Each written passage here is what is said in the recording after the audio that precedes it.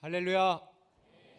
우리 이 시간에 우리 본당 또 우리 드림채플 로비 또 우리 카페 스토리에서도 예배하는 모든 성도님들, 우리 한번 옆분들을 보면서 이렇게 한번 크게 웃으면서 인사하겠습니다. 새로운 미래가 시작되었습니다.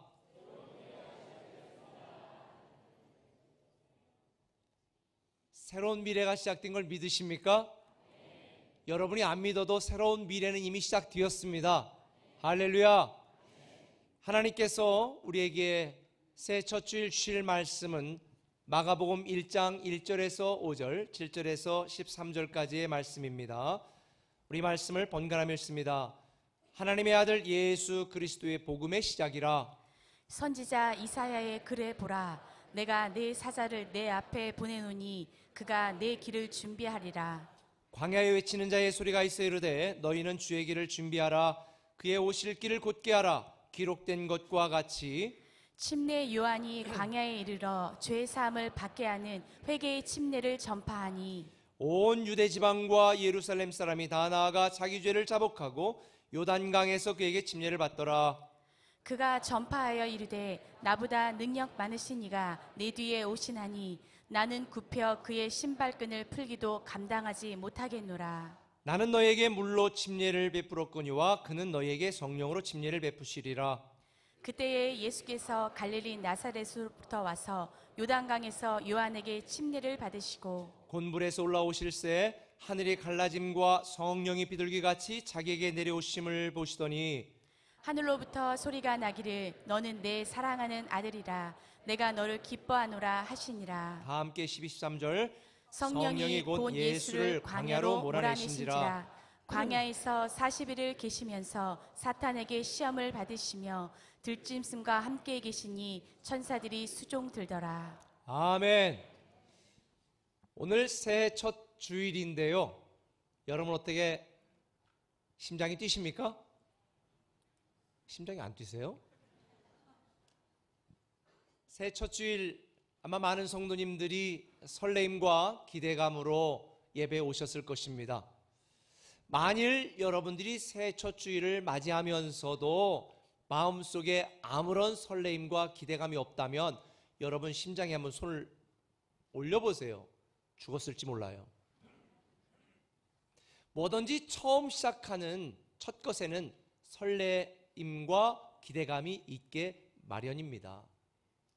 첫사랑, 첫 아이, 첫 예배, 첫 주일, 당연히 설레임이 있어야 됩니다. 그런데 사실 이 설레임과 기대감 한켠에 불안감도 있고 두려움도 있습니다. 제가 개업 예배를 드릴 때 가서 축복하고 기도한 뒤에 물어보는 경우가 있어요. 어떻게 개업을 하셨는데 마음이 좀 어떠세요? 라고 물어보면 아유 목사님 기대가 되지요. 설레입니다. 그런데 한편으로는 염려가 됩니다. 두려움도 있습니다. 잘 될까? 성공할까? 할 수 있을까? 해낼 수 있을까? 이런 염려가 있습니다. 이렇게 대부분 답변을 하시더라고요. 사실 저도 미국에서 개척했을 때 설렘도 있었지만 두려움도 있었습니다. 공주의 100년 된 교회에 부임을 했지만 또 대전에 개척을 할 때 또 세종에서 조그만 카페 엄청나게 비싼 월세를 물으면서 카페하며 그곳에서 개척을 했을 때 기대감도 있었지만 사실 굉장한 두려움도 있었습니다. 글로리 채플을 개척할 때도 마찬가지입니다. 하나님이 잘 되게 하실 거야 라는 믿음도 있었지만 안 되면 어떡하지? 그러면 다 부도 나는데 이런 두려움도 있었습니다. 그런데 저는 제가 처한 상황이나 환경을 보고 쫄지 않았습니다. 왜냐하면 그동안 성도들에게 이야기한 것처럼 우리가 믿음으로 시작하면 하나님이 이루십니다. 제가 그렇게 믿었기 때문에 그 믿음으로 앞을 향해 나왔더니 하나님이 정말 믿음대로 은혜를 베풀어 주셨습니다. 아마 여러분들 중에도 새로운 미래가 시작되었고 첫 주일이라 첫 예배라 기대감으로 오신 분들도 있었겠지만 또 우리가 함께 서로 인사한 것처럼 새로운 미래가 시작되었습니다 라고 이야기했지만 마음 한켠에는 정말 나에게 새로운 미래가 열릴까? 올해 내가 기대하고 뜻하는 바가 이루어질까라고 하는 의심이나 두려움, 일말의 불안감도 있는 분들이 있을지 모르겠습니다. 그러나 여러분들에게 제가 분명하게 선포를 합니다. 여러분 인생의 새로운 미래는 시작되었습니다. 할렐루야. 오늘 본문 1절은 말합니다. 하나님의 아들 예수 그리스도의 복음의 시작이라. 새로운 미래가 저와 여러분들에게 이미 시작된 것입니다. 그런데 제가 서두에 말씀드린 것처럼 기대감과 설레임으로 시작된 이 복음의 시작, 그런데 조금 읽다 보니까 12절에 염려하던 바가 등장합니다. 12절에 이렇게 말합니다. 성령이 곧 예수를 광야로 몰아내신지라. 복음이 시작되고 사역을 시작한 예수 그리스도 환영받으며 시작해도 부족한 그때에 예수님이 사역을 시작하기도 전에 시작을 선포한 바로 그 다음 광야로 내몰려 사단에게 시험을 당하게 됩니다. 들짐승들이 가득한 곳에 우글거리는 광야에 사단의 시험을 받게 됩니다. 아니, 복음이 시작되자마자 광야라니 좀 너무한 거 아닌가라는 생각이 들 정도입니다. 그런데 여러분, 아무 염려할 필요가 없습니다. 왜냐? 13절을 보고 제가 안심이 됐습니다. 같이 한번 읽어볼까요? 13절. 광야에서 40일을 계시면서 사단에게 시험을 받으시며 들짐승과 함께 계시니 천사들이 수종 들더라. 누가? 천사들이 수종 들더라. 하나님은 황량한 광야에 예수님을 홀로 버려두지 않았습니다. 방치하지 않았습니다. 잊지 않았습니다. 천사들이 수종을 들었습니다. 천사들이 수종을 들게 했습니다. 어쩌면 우리는 하나님이 우리에게 신년해 주신 말씀, 새로운 미래가 시작되었다라고 하는 이 말씀을 품고 기대하고 시작했지만, 어쩌면 올 한 해 우리가 원하지 않는 시험을 당할 수도 있고, 의도하지 않는, 우리가 기대하지 않은 고난과 고통이 닥칠 수도 있습니다. 여러분이 최선을 다했지만 아무런 열매가 없을 수도 있습니다. 그런데 한 가지 분명한 건 임마누엘 하나님이 저와 여러분과 함께 계신 줄 믿습니다. 우리가 전 황량한 광야를 주목하는 것이 아니라 나와 함께 계신 임마누엘 하나님을 주목한다면 새로운 미래는 예정대로 반드시 시작되게 되어 있습니다. 성경은 우리에게 분명히 말합니다. 하나님의 아들 예수 그리스도의 복음의 시작이라. 복음의 시작이라. 근데 이 복음의 시작이라는 말이 얼마나 감동적인 말인지 여러분들은 좀 이해가 안 되실 수 있는데, 제가 좀 설명을 드려볼게요. 여기서 복음의 시작이라고 하는 이 복음이라는 헬라어 단어는 유앙겔리온이라는 단어입니다. 이건 굉장히 중요한 단어니까 한 번쯤 여러분이 알고 외우고 있으면 좋을 것 같습니다. 한번 따라해 볼까요? 유앙겔리온. 이 복음이라는 단어는 유앙겔리온이라는 단어입니다. 본래 이 단어가 로마에서 사용되어질 때는 새로운 황제가 탄생하거나 새로운 황제가 등극하였을 때에 이 소식을 전하는 것을 유앙겔리온 했습니다. 또 국가의 흥망성쇠를 좌우할 수 있는 중요한 전쟁에서 승리하였을 때에 이 소식을 전하는 것을 유앙겔리온이라고 말했습니다. 실제로 새로운 황제가 등극하거나 즉위하면 시민들에게 세금을 면제하거나 특식을 제공하거나 선물도 주어졌습니다. 에스라 1장 1절을 보면 고레스 왕이 새로운 왕으로 즉위하였을 때에 사면령을 내려서 포로로 잡아왔던 이스라엘 백성들을 고향으로 돌아가게 허락을 했습니다. 그게 바로 이스라엘의 1차 포로 귀환입니다. 우리나라도 대통령이 즉위하면 사면령을 내리지 않습니다. 마찬가지로 이 유앙겔리온이라는 단어는 이전보다 좀 더 나아지는 게 아니라 포로된 자들이 해방이 되어지고 뭔가 새로운 미래가 열리는, 인생이 역전되어지는, 정말 삶이 지금까지 살던 방식과는 완전히 뒤집어지는 이런 소식을 전할 때에 유앙겔리온이라고 말했습니다. 그런데 오늘 본문은 뭐라고 말합니까? 하나님의 아들 예수 그리스도의 유앙겔리온의 시작이라, 복음의 시작이라. 저는 예수 그리스도를 통한 이런 유앙겔리온, 새로운 미래가, 인생 역전의 놀라운 미래가 올해 여러분의 가정과 직장과 인생과 우리 교회와 이 도시와 우리 민족에게 임하기를 예수님의 이름으로 축원합니다. 그런데요, 이런 유앙겔리온의 새로운 소식, 이 복음이 우리에게 시작되기 위해서 우리가 알아야 될 게 하나가 있고 해야 될 일이 하나가 있습니다. 먼저 우리가 알아야 될 게 하나가 있는데 그건 이겁니다. 한번 따라해 봅시다. 우리 길은 준비되었다. 우리 길은 준비되었다는 것입니다. 2절 본문을 같이 읽습니다. 선지자 이사야의 글에 보라, 내가 내 사자를 내 앞에 보내노니 그가 내 길을 준비하리라. 누구의 길을 준비하리라? 내 길을 준비하리라. 여기에서 준비하리라는 이 헬라어 단어는 완벽한 준비를 의미합니다. 완벽한 준비. 내가 내 길을 준비하리라. 완벽하게 준비했다는 것입니다. 하나님은 그동안 비탄과 절망에 빠진 이스라엘 백성들을 위하여 완벽한 준비를 하셨습니다. 행복한 미래를 준비하셨습니다. 그 복음이 예수 그리스도를 통하여 시작된 것입니다. 사람들은 새로운 미래는 정책이 바뀌거나 국가의 지도자가 바뀜으로 이루어질 수 있다고 생각하는 분들도 있습니다. 물론 그럴 수 있습니다. 그러나 우리가 원하는 새로운 미래의 시작은 예수 그리스도로부터 시작되는 것을 믿으시길 바랍니다. 예수 그리스도, 그분으로부터 우리 인생의 새로운 미래가 시작되는 것입니다. 왜냐? 예수 그리스도가 새로운 미래의 핵심이기 때문입니다. 예수님이 새로운 미래와 축복의 길, 성공의 길을 여는 유일한 방법이고 길입니다. 그래서 오직 예수 그리스도 안에서만 새로운 미래가 열리기 때문에 요한복음 15장 5절에 보면 너희가 나를 떠나서는 아무것도 할 수 없다.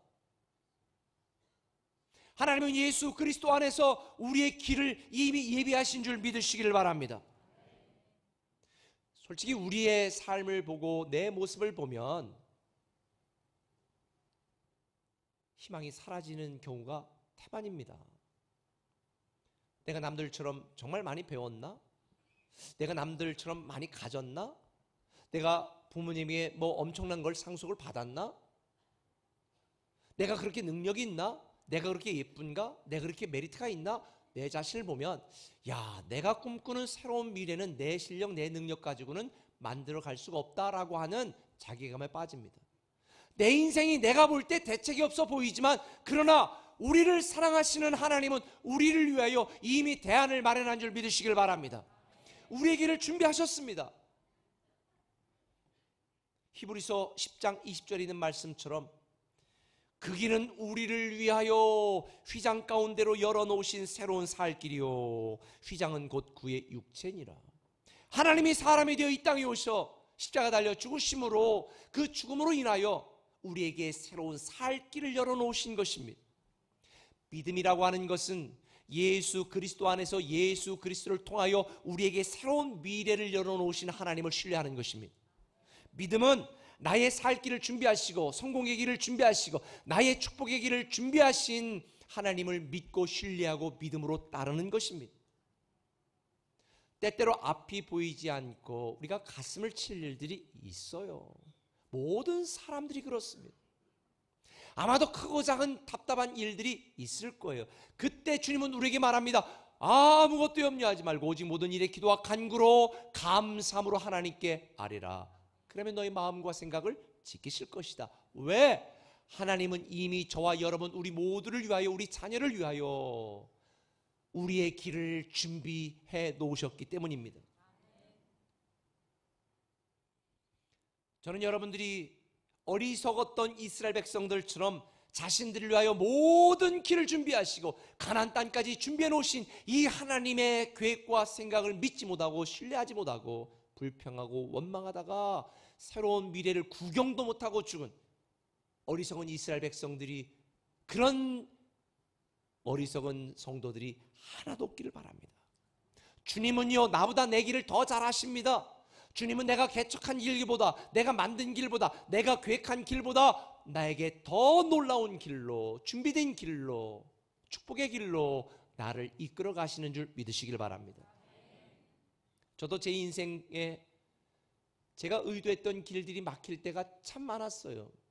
저 원래 역사학자가 되고 싶었습니다. 이스라엘 가서 정말 고고학을 연구하고 이스라엘 역사를 연구해서 역사학자가 되고 싶었어요. 하나님의 길을 막으시고 미국을 트시더니 미국 가서도 제가 가고 싶은 그런 대학이 아니라 가장 복음적이고 정말 성경적인 그런 곳에 가서 배울 수 있도록 만들었어요. 제가 가고 싶은 데를 갔으면 제가 첫 번째는 하버드대 가고 싶었거든요. 신학대학원. 근데 하버드대 신학대학원은 말 그대로 그냥 학문으로 하는 곳이지 목회자를 양성하는 곳이 아닌데 제가 학력 컴플렉스가 있어가지고 그래도 하버드대 신학대학원 한번 나와봐야 되겠다. 그런데 거기 갔었으면 저 지금 목회 못했어요. 목회 안 했어요. 이상한 진보적인 학자가 돼가지고 엉뚱한 소리 짓거리였을 것입니다.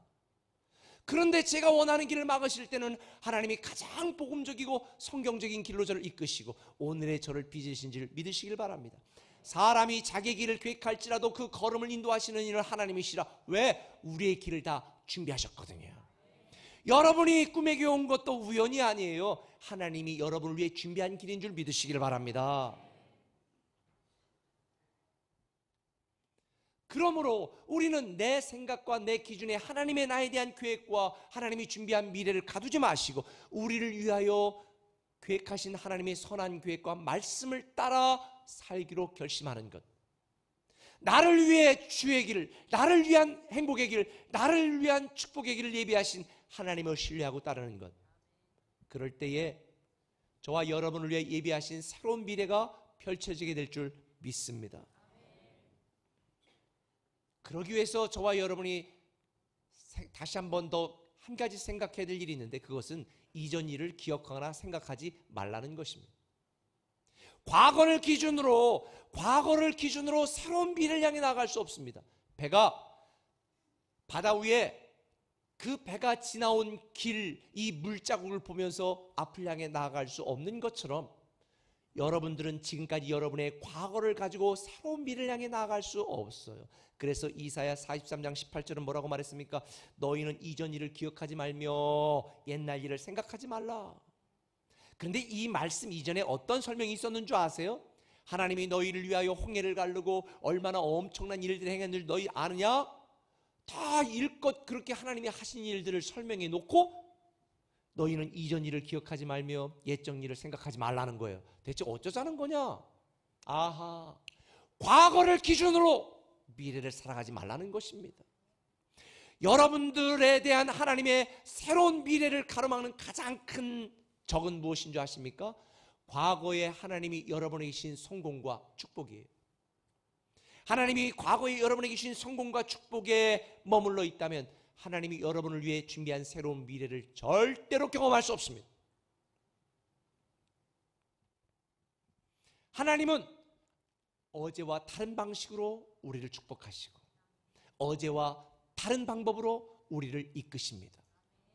그래서 이사야 43장 19절 바로 이어서 이렇게 말합니다. 보라 내가 새 일을 행하리니 이제 나타날 것이라 너희가 그걸 알지 못하겠냐? 반드시 내가 광야의 길을 사막에 강을 낼 것이다. 사막에 어떻게 강이 생깁니까? 광야에 어떻게 길이 생깁니까? 광야는 길이 없는 곳인데. 그래요, 하나님이 저와 여러분에게 새로운 미래를 이미 시작하셨고 새로운 미래는 우리가 상상하지도 못하고 꿈도 꾸지도 못했던 하나님의 방법과 능력으로 역사하시는 줄 믿으시면 아멘. 특별히 세종 꿈의 교회 오신 여러분들 중에 이전까지 내가 하나님을 이렇게 섬겼다, 이렇게 충성했다, 이렇게 헌금했다 다 잊으시길 바랍니다. 세종 꿈의 교회가 여러분의 신앙의 첫 번째 교회처럼 하나님을 사랑하고 충성하고 섬기는 것이 하나님이 여러분에게 준비하신 새로운 미래를 경험하는 비결입니다. 옛날 얘기하지 마시고 과거 얘기하지 마세요. 이전 일을 생각하지 말고 옛날 일을 기억하지도 말라. 하나님이 계획하신 여러분을 위해 준비하신 새로운 미래를 향해 나아가시기를 예수님의 이름으로 축원합니다. 손자병법에 보면 분주파부라는 단어가 있습니다. 분주파부, 이게 뭐냐면 돌아갈 배를 태우고 밥솥을 깨뜨린다는 거예요. 돌아갈 배를 태우고 밥솥을 깨뜨린다는 것, 한마디로 말하면 배수의 진을 친다는 것입니다. 저는 이 이사야서의 말씀을 묵상하면서 이런 생각을 했습니다. 맞아, 2019년도 한 해 하나님이 나와 우리 꿈의 교회 모든 성도들 가정과 직장과 자녀와 인생 속에 새로운 미래를 경험하기를 내가 기대하고 그렇게 되기를 내가 기도한다면 나는 올 한 해 영적 배수의 진을 쳐야 되겠다. 영적 배수의 진을 쳐야 되겠다. 야곱처럼 야복강에서 하나님께 매달렸던 야곱처럼 올 한 해 동안 나는 영적 배수의 진을 치고 내 생각 버리고 내 능력 버리고 오직 하나님의 생각과 하나님의 뜻대로 순종하는 한 해가 되겠다. 이렇게 영적 배수의 진을 치고 하나님께 기도하며 나아가는 한 해가 되어야 되겠다. 이 결심을 했습니다. 작년 한 해 동안 우리 꿈의 교회는 성경을 일독하고 말씀을 강조했습니다. 물론 그 바탕 위에 올 한 해 동안 신년 예배 때 저와 여러분에게 드렸던 이 하나님의 말씀, 예레미야 29장 11, 13절, 하나님의 우리에 대한 생각은 희망이고 평안이고 축복이고 성공인데 그러기 위해서 우리는 부르짖으라. 하나님이 응답하신다는 이 말씀, 올 한 해 동안 여러분의 개인적인 인생 속에, 신앙 속에 영적 배수의 진을 치시고 하나님만 바라보고 하나님만 의지하고 하나님께 매달리는 한 해가 되기를 예수님의 이름으로 축원합니다. 저도 올 한 해 동안 세상에 사람 믿지 않고 의사 믿지 않고 내 능력 믿지 않고 오직 하나님만 바라보며 내가 영적 배수의 진을 쳐야 되겠다, 그런 결심을 했습니다. 불신앙의 과거와 단절하고 믿음으로 다시 시작하시길 바랍니다. 헌신했던 과거, 충성했던 과거도 다 잊으시고 처음처럼 다시 시작하시기를 예수님의 이름으로 축원합니다. 강림의 목사가 쓴 인생의 갈림길에서 늘 꿈을 선택하라 하는 책에 보면 이런 구절이 있습니다. 어느 누구도 과거로 돌아가서 새롭게 시작할 수는 없지만 지금부터 시작해서 새로운 결말을 맺을 수는 있다. 내 현실과 상황, 내 능력을 보고 실망하지 마시고 우리의 길을 예비하신 여호와 이레의 하나님을 믿으시고 하나님이 준비한 미래에서 새로운 미래를 시작하시기를 예수님의 이름으로 축원합니다.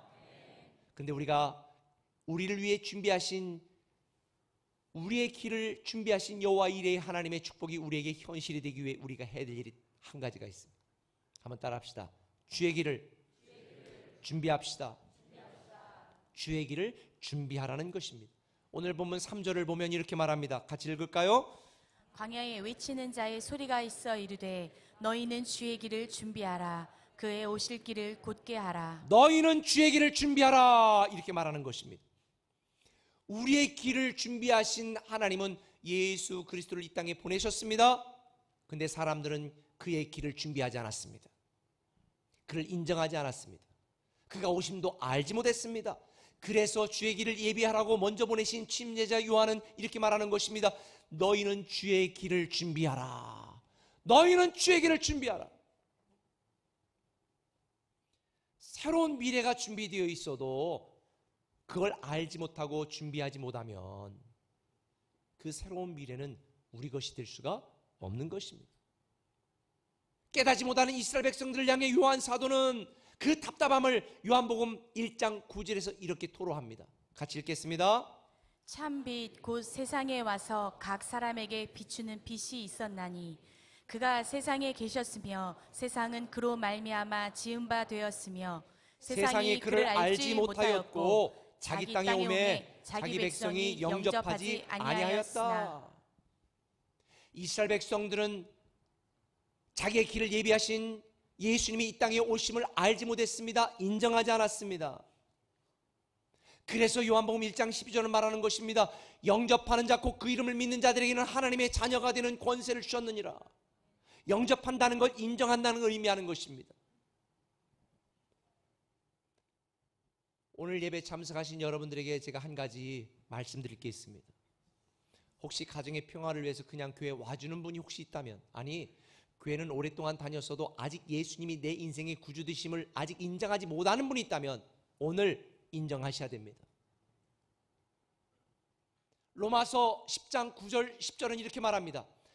예수 그리스도가 내 인생의 왕이요 내 인생의 구주 되심을 마음으로 믿어 의에 이르고 입으로 시인하여 구원에 이르느니라. 입으로 시인해야 됩니다. 이 시간 한번 따라해 봅시다. 예수님은 한 분도 빠지지 말고, 아니 그걸 따라하는 게 아니고 지금 한 분도 빠지지 말고 하라는 얘기요. 지금 안 하는 분이 있어서 지금 제가 이렇게 말씀드리는 거예요. 지금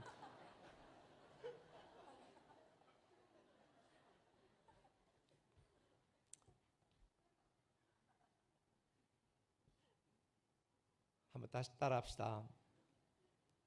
예수님은 내 인생의 구주십니다. 예수님은 내 인생의 왕이십니다. 여러분, 예수님이 내 인생의 왕이고 예수님이 내 인생의 구주라는 게 감격스럽지 않으세요? 우리가 예수님을 내 인생의 구주요 왕이라고 인정하는 순간 우리는 하나님의 자녀가 되고 하나님의 사랑받는 자녀가 된 우리에게 주시는 하나님의 약속은 고린도전서 2장 9절, 하나님이 사랑하는 자들을 위해 예비하신 모든 것은 상상 그 이상이다. 기대 그 이상이다. 여러분의 새로운 미래가 열릴 수 있는 유일한 비결은 주의 길을 예비하는 것입니다. 그분을 인정하는 것입니다. 우리가 믿음으로 주의 길을 준비하면 주님은 우리의 길을 우리에게 보여주십니다. 아브라함이 여호와 이레의 하나님을 경험한 것도 그가 믿음으로 준비되었고 믿음으로 반응하였기 때문입니다. 아브라함에 대한 놀라운 축복을 그가 주의 길을 주의 지시대로 준비하지 않았더라면 응답받지 못했습니다. 그런데 그가 주의 길을 준비하였을 때 여호와 이레의 하나님, 준비하시는 하나님을 경험하게 된 것입니다. 하나님은 저와 여러분을 위해 온갖 좋은 것들을 다 준비해 놓으셨습니다. 새로운 미래를 준비하셨습니다. 우리가 주의 길을 준비해야만 새로운 미래가 열립니다. 그렇다면 우리가 어떻게 주의 길을 준비해야 되는가? 오늘 본문 4절은 이렇게 말합니다. 같이 읽습니다. 침례 요한이 광야에 이르러 죄 사함을 받게 하는 회개의 침례를 전파하니. 침례 요한이 광야에 이르러 죄 사함을 받게 하는 회개의 침례를 전파했다. 여러분, 타교단에서 신앙생활에 오신 분들은 침례라는 용어가 별로 익숙지 않으실 텐데 혹시 이단 아닌가 걱정하지 마세요. 여러분, 이 침례라고 하는 단어, 헬라어 단어는 바프티스마입니다. 바프티스마. 이 단어에서 영어 단어 베프티즘이 나왔습니다. 베프티즘이라는 단어는 원래가 침례로 번역이 돼야 돼요. 왜? 바프티스마는 물에 잠긴다라는 뜻이거든요. 그런데 이걸 한국에서는 뭐라고 번역했냐면 세례라고 번역했어요. 그래서 한국에는 세례로 번역된 성경이 있고 침례로 번역된 성경이 있어요. 그러나 원어로는 바프티스마, 침례가 맞습니다. 어쨌든 중요한 건 이 침례의 의미가 아니겠어요? 세례를 받든 침례를 받든 그 의미가 중요한데 여기서 회개의 침례를 받아라 하는 말은 죄로 죽어야 했던 나의 옛사람이 죽고 예수님을 내 인생의 구주로 믿고 영접하는 새로운 나로 다시 살아간다. 이게 회개 침례의 의미입니다. 이걸 정확하게 설명하고 있는 게 로마서 6장 4절 말씀이에요. 같이 읽어볼까요?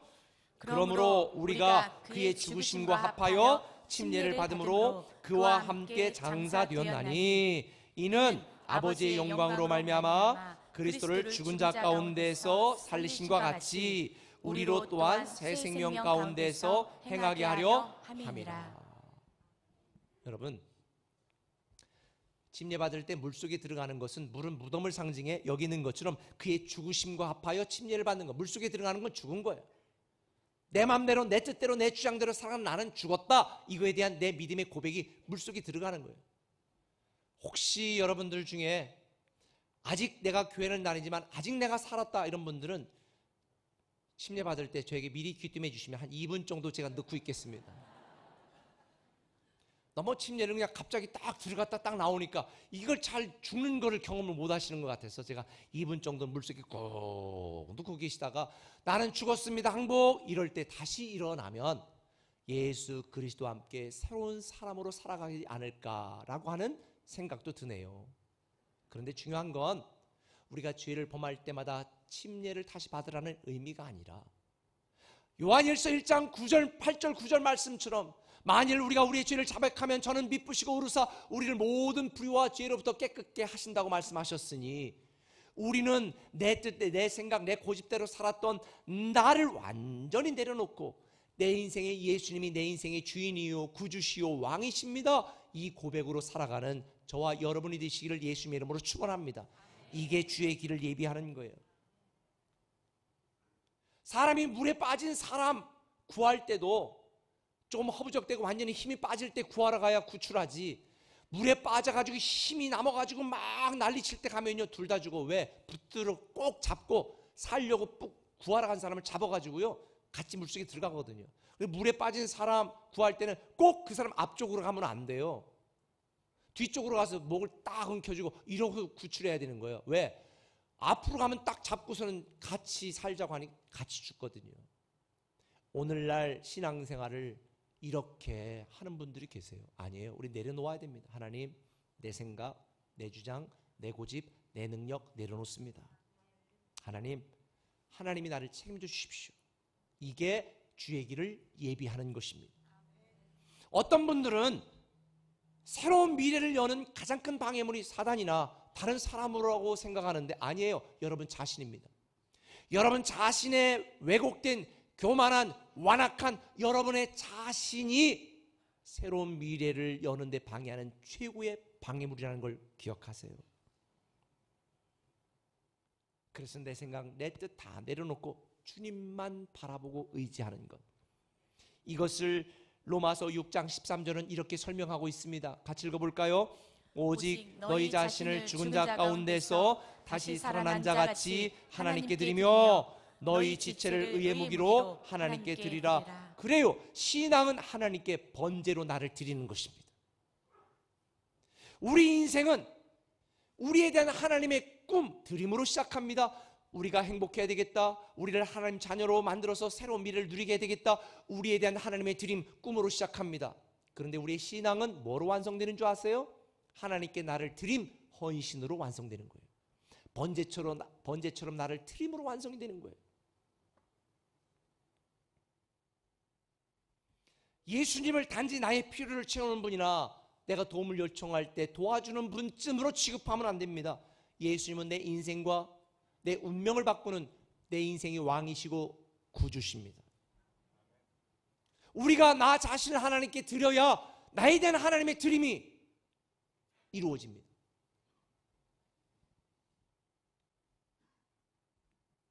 특별히 저는 오늘 새해 첫 주에 여러분에게 한 가지 부탁드리고 싶어요. 여러분 자신의 인생을 하나님께 드려야 새로운 미래가 열리는데, 우리 자신을 하나님께 드리는 것에 대한 가장 중요한 표현은 예배입니다. 하나님을 인정하고 하나님을 존중하는 표현의 예배를 성공하고 예배를 중요하게 여기지 않으면서 하나님 나에게 새로운 미래가 열리게 해주십시오, 가당치 않습니다.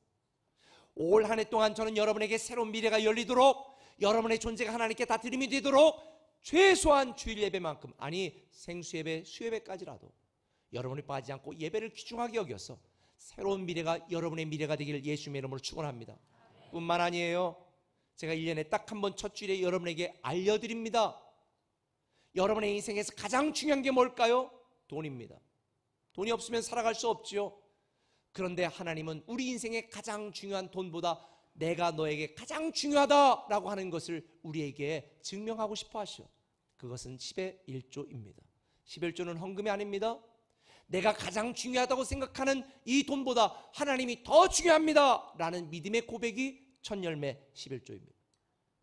11조 안 한다고 지옥 가지 않아요. 그러나 중요한 건 여러분의 인생에 새로운 미래가 열리려면 내 인생에서 가장 중요한 분은 돈보다 하나님입니다. 이 믿음의 고백이 10의 1조이니 저는 이 신앙의 고백으로 올 한 해 동안 물질적으로 뿐만 아니라 여러분의 인생의 가정의 새로운 미래가 열리기를 예수님의 이름으로 간절히 축원합니다. 결단하셔야 됩니다. 물론 예수님의 길을 준비한 침례자 요한, 육적인 관점에서 보면 꼭 성공했다고 말할 수는 없어요. 요즘처럼 아파트가 대세인 시대에 침례자 요한은요 노숙자였습니다. 이런 침례자 요한을 본받고 싶은 사람은 아무도 없을 거예요. 그런데요, 주님은 침례 요한에 대하여 이렇게 평가했습니다. 누가복음 27장 28절에 내가 너에게 말하노니 여자가 낳은 자 중에 요한보다 큰 자가 없다. 요한보다 큰 자가 없다. 저는 올해 여러분들이 주의 길을 예비하는 자가 되시길 바랍니다. 여러분 자신을 위하여, 가정을 위하여, 자녀를 위하여 주의 길을 예비하시기 바랍니다. 아니 뿐만 아니라 우리 꿈의 교와 이 민족과 도시를 위하여, 새로운 미래를 위하여 주의 길을 준비하는 저와 여러분 되었으면 좋겠습니다. 성경 한 구절 읽고 말씀 마치겠습니다. 오늘 본문 마가복음 1장 11절 말씀입니다. 같이 읽습니다. 하늘로부터 소리가 나기를 너는 내 사랑하는 아들이라 내가 너를 기뻐하노라 하시니라. 예수님이 침례받을 때 하늘에 소리가 나서 이는 내 사랑하는 아들이요 내 기뻐하는 자라고 말했습니다. 저는 여기에서 너는 내 사랑하는 아들이라 그랬을 때 이 너라고 하는 단어는요, 너, 바로 너라고 말하는 인칭 대명사예요. 저는 여기에서 큰 은혜를 받았습니다. 세상에 70억이나 되는 수많은 사람들 중에 하나님은 바로 너, 아니면 바로 너를 내가 사랑한다, 바로 너를 내가 축복한다, 바로 너에게 나는 새로운 미래를 열리기를 원한다. 저는 이 말씀으로 받아들였습니다. 오늘 하나님은 여러분에게 말합니다. 바로 너 내가 사랑한다. 내가 너에게 새로운 미래가 열리기를 원한다. 저는 이 말씀이 여러분에게 주시는 하나님의 말씀으로 받아들이고, 정말 올 한 해 동안 하나님이 사랑하시는 바로 나, 하나님이 기뻐하시는 바로 나로 살았으면 좋겠습니다. 서두에서 말씀드린 것처럼 아마 쉽지 않은 한 해가 될 수도 있습니다. 광야 같은 인생을 살 수 있습니다. 그런데 한 가지 분명한 것, 천사가 우리를 수중들 것이고 성령님이 우리와 함께 할 것이고 임마누엘 하나님이 우리를 도우십니다. 할렐루야. 우리를 위한 주의 길을 예비하신 주님을 믿고 주의 길을 준비하며 하나님께 사랑받고 기뻐하는 자, 이 놀라운 하나님의 평가를 받는 저와 여러분 되시기를 예수님의 이름으로 축원합니다. 기도합니다.